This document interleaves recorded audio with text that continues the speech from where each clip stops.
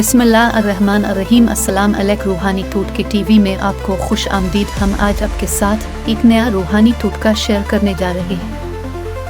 हाफिजा और नज़र की कमज़ोरी का खात्मा। कंप्यूटर और मुसलसल तेज़ रोशनी में काम करने की वजह से जिन लोगों की नज़र कमज़ोर, आंखों से मुसलसल पानी, जहनी दबाव और ऐनक लग गई हो, दर्द से तदाबीर पर अमल करें। रात को सोते वक्त संत की नियत से सुरमा ज़रूर लगाएं।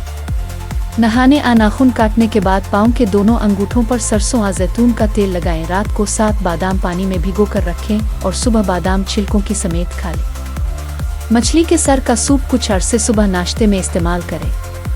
1 गिलास गाजर का जूस ताज़ा निकाला हुआ दिन में 1 मरतबा ज़रूर इस्तेमाल करें। अगर आपको हमारा टोटका पसंद आलिफ हो तो लाइक और सब्सक्राइब करना ना भूलिएगा और कमेंट्स में ये ज़रूर बताइएगा कि आपको इससे कितना फ़ायदा पहुंचा।